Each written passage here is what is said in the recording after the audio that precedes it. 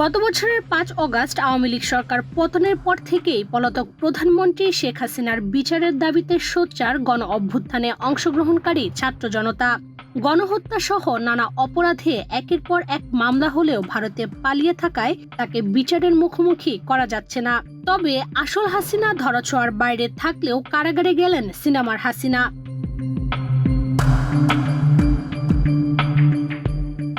এই ঈদে জামা জুতো অ্যাক্সেসরিজের ডিসকাউন্ট। আওয়ামী লীগ সরকারের আমলে নির্মিত মুজিব একটি জাতির রূপকার সিনেমায় শেখ হাসিনার চরিত্রে অভিনয় করেন চিত্রনায়িকা নুসরাত ফারিয়া। বাংলাদেশ ভারত যৌথ প্রযোজনায় সিনেমাটি নির্মাণ করেছিলেন ভারতের প্রখ্যাত চলচ্চিত্র পরিচালক শ্যাম বেনেগাল।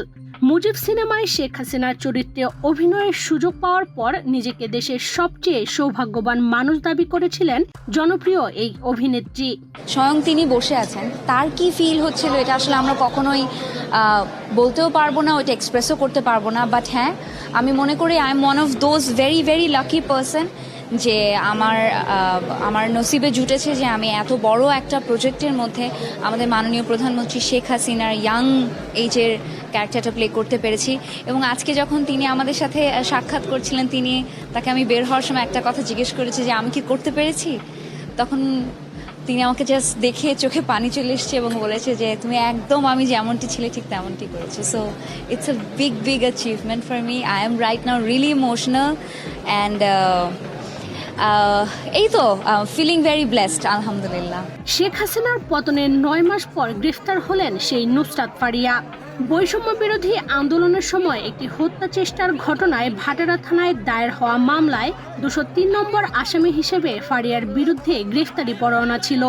১৮ মে রোববার থাইল্যান্ডে যাওয়ার পথে হযরত শাহজালাল আন্তর্জাতিক বিমানবন্দরে তাকে আটক করা হয়। প্রথমে তাকে ভাটারা থানা এবং পরে ডিবি কার্যালয়ে নেওয়া হয়।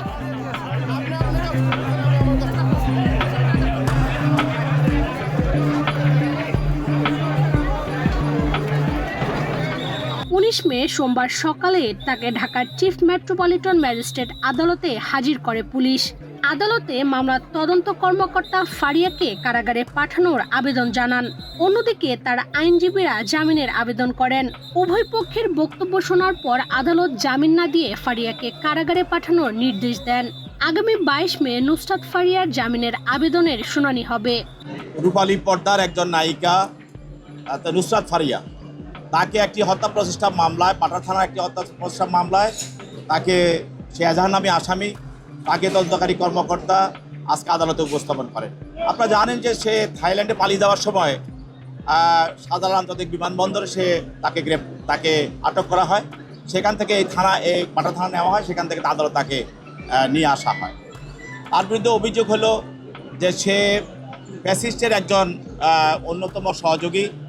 গত ১৫ বছর যারা এই ফ্যাসিস্ট হাসিনাকে সহযোগিতা করেছে, তাদের অভিনয়ের মাধ্যমে, নায়ক গানের মাধ্যমে এবং বিভিন্নভাবে ফ্যাসিজম চালিয়ে যাওয়ার জন্য তারা সহযোগিতা করেছে, তার মধ্যে সে একজন অন্যতম। আজকে তার জামিন আংশিক শুনানি হয় এবং আগামী ২২ তারিখে বিজ্ঞ বিচারক তদন্তকারী কর্মকর্তাকে তার বিষয়ে আরও কাগজপত্র সহ আরও তথ্য প্রমাণ সহ তাকে জামিন শুনানির বিষয়টা করার জন্য প্রতিবেদন দেওয়ার জন্য আগামী ২২ তারিখ নির্ধারণ করা হয়। যদিও নুসরাত ফারিয়ার আইনজীবীদের দাবি জুলাই আন্দোলনের সময় তিনি দেশেই ছিলেন না। সবচেয়ে গুরুত্বপূর্ণ কথা হচ্ছে যে আমার মক্কেল উনি দেশেই ছিলেন না, এবং তার ফেসবুকে আপনি যদি দেখবেন সপক্ষে বেশ কিছু পোস্ট আছে এই বিপ্লবের সপক্ষে। এই তো সবকিছু মিলে আমরা আশা প্রার্থী যে সামনের হিয়ারিংয়ে কোর্ট আমাদের দিকে সহায় হবে। এদিকে আদালতের আদেশের পর নায়িকা নুসরাত ফারিয়াকে কারাগারে নিয়ে যাওয়া হয়েছে। বাস্তবে শেখ হাসিনা ভারতে পালিয়ে থাকলেও তার কারণে জেল খাটতে হচ্ছে সিনেমার হাসিনা চরিত্রে অভিনয় করা নুসরাত ফারিয়াকে।